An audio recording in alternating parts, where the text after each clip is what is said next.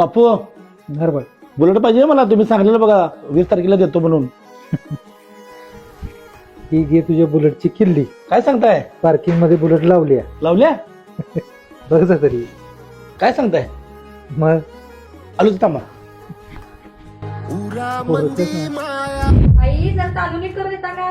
अगं चष्मा तुटलाय, परवा सांगितलं होतं रिपेअर करायला.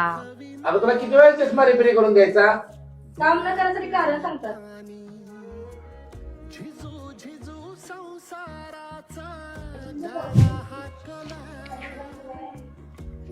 तुम्ही घेतलेला निर्णय तुम्हाला योग्य वाटतोय? परत एकदा विचार करा. सगळी प्रॉपर्टी तुम्ही त्याच्या नावावर करायला लागलाय. थोडा विचार करा. अगं एकुलता एक मुलगा आहे आपला. आज ना उद्या सगळं त्याच आहे. मग आत्ता केलं काय नंतर केलं काय, काय फरक पडतोय? तुमचं पण बरोबर आहे. निलेश, नीलू बेटा, बापू बोला की. बस. हे बघ, हे आपल्या बंगल्याचे पेपर आणि आपल्या प्लॉटचे पेपर, आपल्या सगळ्या गाड्या, या सगळ्या आजपासून तुझ्या नावावर होत्या. हां ठीक आहे. आजपासून हे सगळं तू सांभाळायचं. ओके.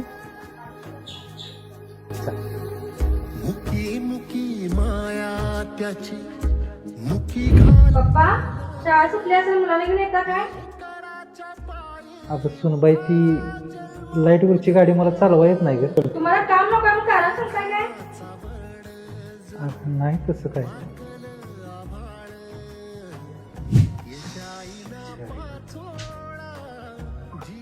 अरे गेला नाहीस अजून दुकानावर?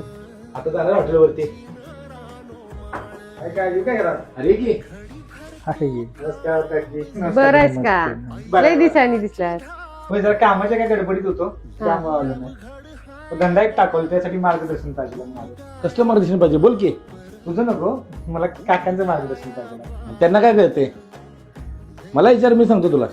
अरे तिने स्वतःचा ब्रँड तयार केला आणि चहाची गाडी का असणार ती चालू केली, तसं मला स्वतःच काहीतरी करायचं. अरे त्यांनी फक्त ब्रँड तयार केलाय, चालू तुम्ही मीच. त्यांना काय कळते दवा? बापापेक्षा तर तुला जास्त कळायला लागलं. अरे म्हणून तर मला काय धंदा मी बघतोय ना. एक बाप 100 पोरं पैदा करू शकतो, पण 100 पोरं मिळून एक बाप पैदा करू शकतो. आणि ज्याला बाप नाही त्याला विचार बापाची किंमत.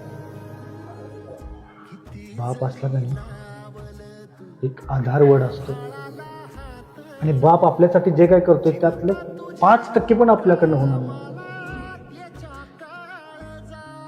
चल येतो. आई बापू बोल की तुला. चुकलं माझं. अरे नाही, तुझं कधी चुकलंय का बाळा? तू कायम बरोबर असतोस, कायम तुझं बरोबर असतं.